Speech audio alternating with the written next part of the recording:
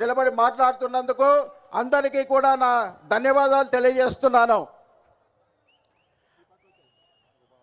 చాలామంది నాయకులుగా ఈ మూడవ తరంలో ముందుకు వచ్చారంటే గనక అది యువగళం ఇచ్చినటువంటి స్ఫూర్తి. యువగళం మన తెలుగు జాతికి ఎటువంటి మార్గదర్శకం వహించిందంటే, మనం అరాచక పాలనలో ఉన్నాం. తెలుగుదేశం పార్టీ పచ్చ బనియను జెండా కట్టుకొని వీధుల్లో తిరిగేటటువంటి పరిస్థితి లేదు. మన నాయకుని పేరు చెబుతూ ఉంటేనే గొంతులు కోసేటటువంటి పరిస్థితి. భయంకరమైనటువంటి అరాచకం ఏలుతూ ఉంటే కార్యకర్తలందరూ కూడా భయపడుతూ ఉన్నారు.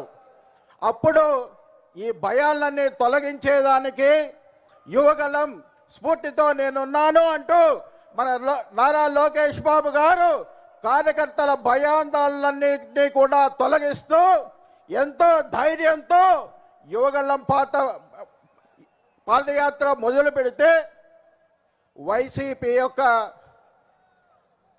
పునాదులు కదిలిపోయినాయి. ఏ స్థాయిలో కదిలిపోయినాయంటే, యువగళం యొక్క ప్రజాస్పందనను చూసి తెలుగుదేశం మళ్ళా ఎదుగుతోందన్నటువంటి భయంతో మన దేవుడు చంద్రబాబు నాయుడు గారిని కూడా జైలుకు పెట్టేటటువంటి పరిస్థితి. అటువంటి భయాన్ని తలపించినటువంటి యువగళం. మరొకసారి ఇంకో విధంగా చెప్పాలంటే, ఈ మధ్యలో మనం ఆపరేషన్ సింధూర్ను చూసాం. మన సమర్థమైనటువంటి సైన్యం మొదట పాకిస్తాన్ యొక్క ఎయిర్ డిఫెన్స్ సిస్టమ్ని నాశనం చేసింది. తర్వాత మన మిసైల్స్ అన్నీ కూడా వెళ్ళి అలవోకగా శత్రు స్థావరాలను నాశనం చేశాయి.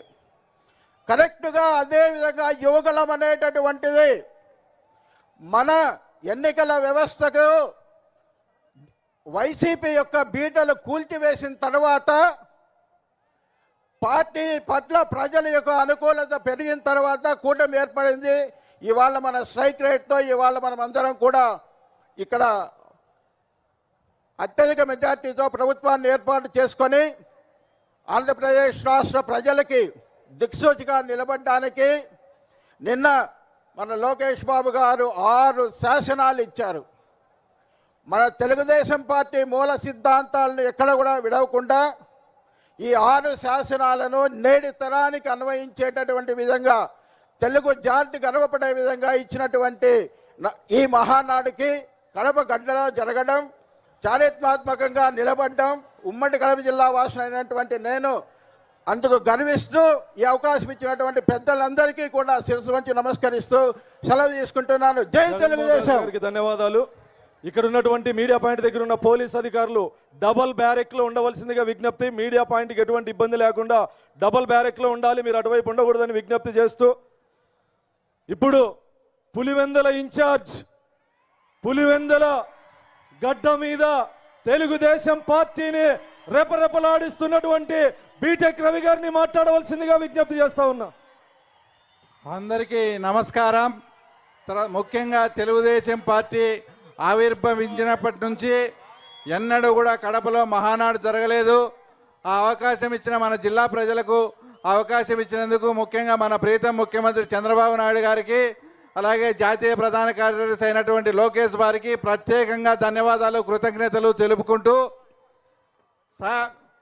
కొన్ని మీడియా సంస్థలు కానీ తర్వాత కొన్ని పేపర్లలో ఇక్కడేదో జగన్ అడ్డాలో, జగన్ ఇలాకాలో మహానాడు జరుగుతుంది అని కొందరు మాట్లాడడం జరుగుతూ ఉంది.